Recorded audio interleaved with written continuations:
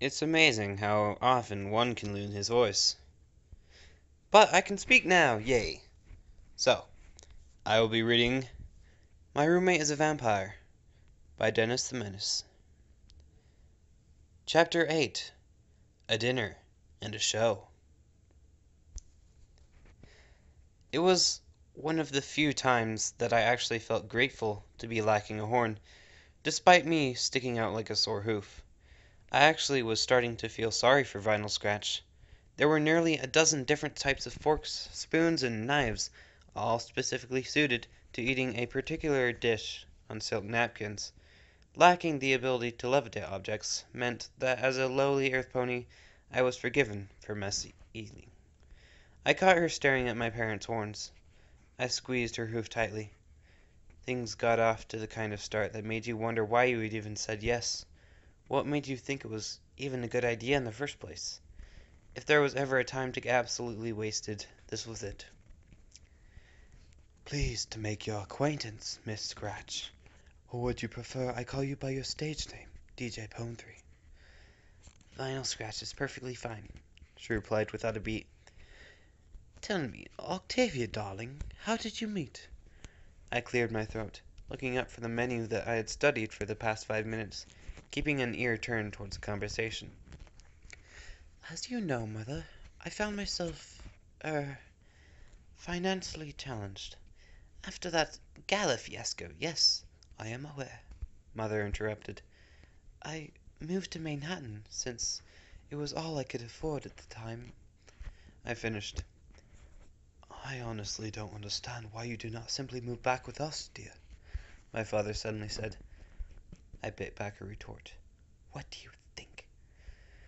Had I found myself to be stricken, without poverty, unemployed and not a bit to my name, starving in cold in the streets, I would still have slept on the sidewalk rather than come crawling back home to them. Well, I wanted to be financially independent, I smirked. Your wardrobe certainly reflects that, she smirked.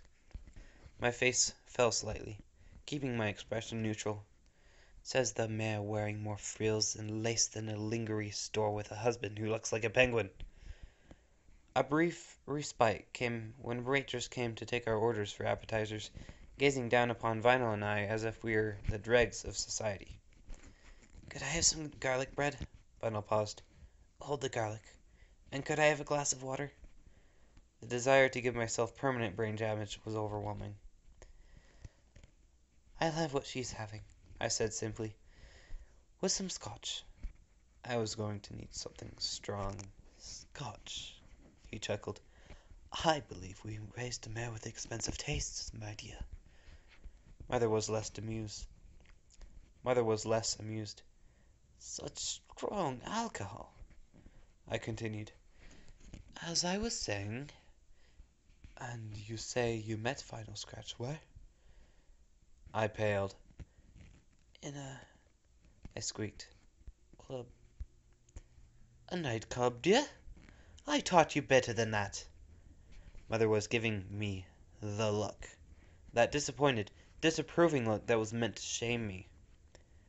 There were some extenuating circumstances, I nearly shouted, slightly panicked. I met Vinyl in the club. Were you drinking? She inquired. We were absolutely smashed beyond belief. Not at all, Mother. I am certainly not that type of mare, and neither is Vinyl. She smirked, seemingly satisfied. Good. I'd like to get to know you a little more, Vinyl Scratch, if you don't mind. Of course. Our appetizers came, and I realized all too late that I had gotten bread and butter. Imagine being able to eat only using your mouth. Butter, margarine, they're all the same. Incredibly delicious, fattening, and messy. I decided to settle for the bread when I saw Vinyl's horn glow. Vinyl held a piece near my face. Have a bite, she grinned. She was trying to feed me.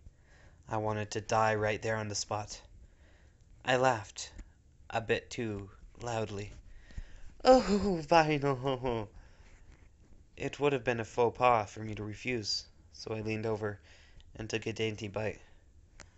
What would you like to know? Vinyl asked. Anything you are comfortable with telling us? My mother answered politely. Vinyl paused.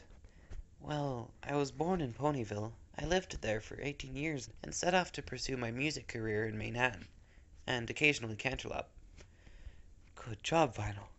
Her answer was vague enough so as not to be specific enough to keep a conversation going. I found myself a little interested in her background myself, having no knowledge prior to our meeting in Manhattan. Born in Ponyville? And how was Ponyville? My mother was hoping for an answer to justify her prejudice against those backwards country bumpkins. Ponyville was great. Really cozy, she answered. A tight-knit community. Every pony knew each other. Not like Canterlot. And what will you all be having for tonight? The waitress rudely interrupted. I'll have the potato salad, Vinyl answered, and some corn on the side. The stir-fry, please, I said. She works as a DJ in Club Canterlot, I continued, hoping that the prejudiced nature of the nightclub would impress her. A disc jockey? Not only a disc jockey, I threw in, stammering. She also produces her own music. Perhaps you've heard of the song Equestria Girls? She worked on that song with one of the elements of harmony. Isn't that right, Vinyl? Oh yeah, Pinkie Pie sang the vocals. The element of laughter? My, what an honor. Mother's eyes raised. Quite the one-hit wonder, I might say.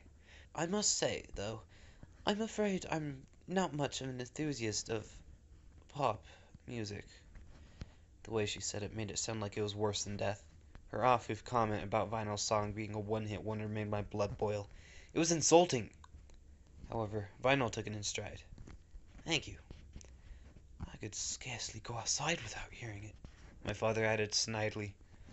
I asked Vinyl innocently, I believe you did a fashion show in Ponyville as well? She nodded, smiling. For Miss Rarity. I met her through my mother, who connected us together. My mom's a fashion photographer, you see. That got my mother's attention. What an honor! And for a while our conversation ended, leaving an awkward pause with only the music and chatter in the background to fill the silence as we ate. Vinyl stabbed her fork into her dish, taking a bite with a loud, obnoxious crunch.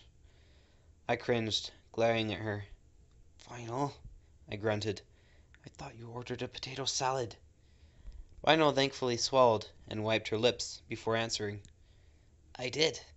A potato chip salad. The velocity at which my skull would have collided with the table would have been enough to send Vinyl and I on a vacation to the moon, with enough speed left over for a round trip.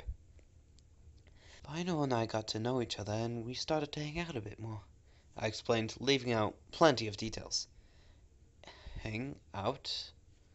Oh, just some classical concerts. Discussions on music theory, I lied. She suggested that we move in together and find a bigger, better apartment, and, well, we've been together ever since. I smiled, closing my eyes in a satisfied manner. She raised an eyebrow. I meant living together, not together. I laughed nervously, tugging at my collar. That would be quite improper of me to suggest that she and I were, well, together. Mother gasped. Your neck! I choked, immediately covering it up. The bandages! My mother shrilled. What in Equestria happened to your neck? Vinyl came to the rescue. Don't worry, we're, horsing around the other day. Don't worry, we were, horsing around the other day. I jumped in. Yes! Just us two, getting a bit too friendly and getting tangled up. Nothing to worry about. Mother eyed us suspiciously. Show me. I gawked. Yeah? Is that a bruise? A cut? I stammered. I don't think the other guests, I sucked in, speaking as loudly as I could, would appreciate having blood everywhere. I saw Vinyl lick her lips at the thought. Did you go to the hospital? My father inquired. Goodness, it sounds severe.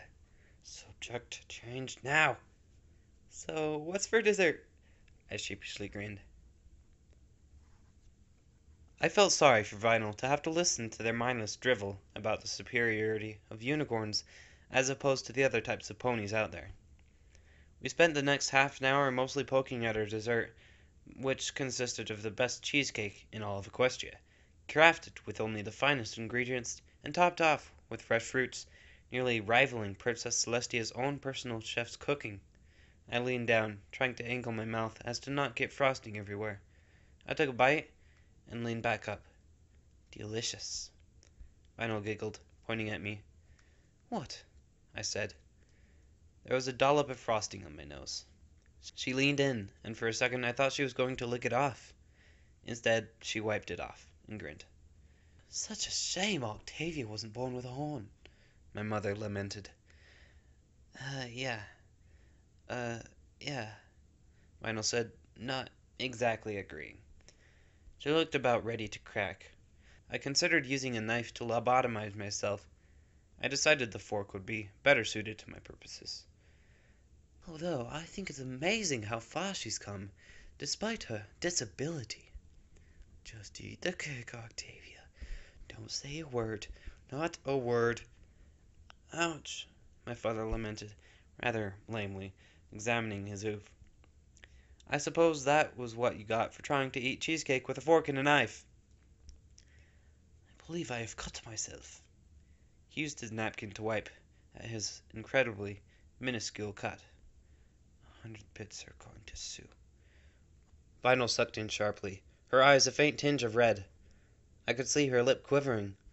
I followed her gaze to the silk cloth, where there was a drop of blood. She clenched her jaws and shut her eyes.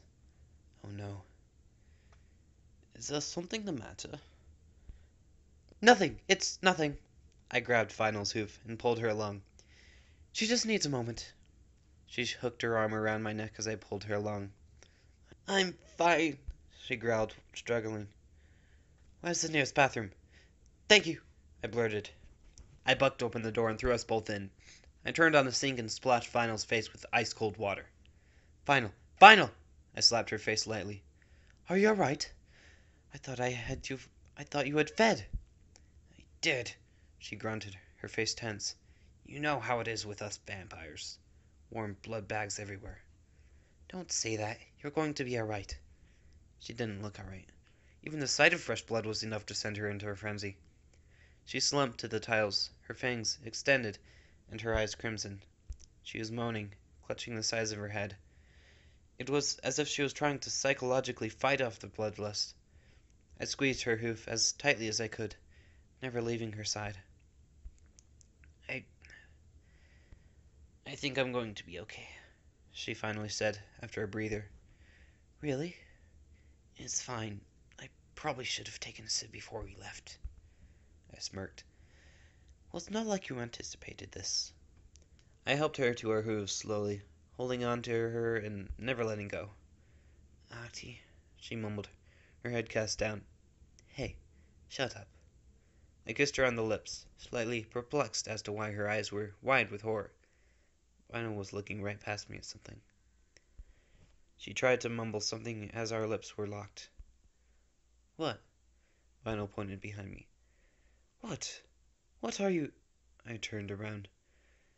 We should have locked the door behind us. My mother screamed. I barely had any time to open my mouth and scream myself before Vinyl dashed up to her and slammed her hoof into the right side of her head. Mother crumpled and collapsed, laying on the floor, still breathing, and miraculously alive. She just punched my mom. What? What did you... I struggled for words. Blah! Man, I've been waiting to do that, Vinyl said, shaking the pain from her hoof. No offense, but your mom's kind of an ass. Vinyl, I whispered shakily. I want to give me a hug. No! To bitch slap you! Well, that was hell. Turns out my voice is a little less good at the moment as I thought. And, I can't read at all. I screwed up every 2 sentences. I'm not kidding. Arg. If my sickness doesn't go away soon, just... I'm screwed.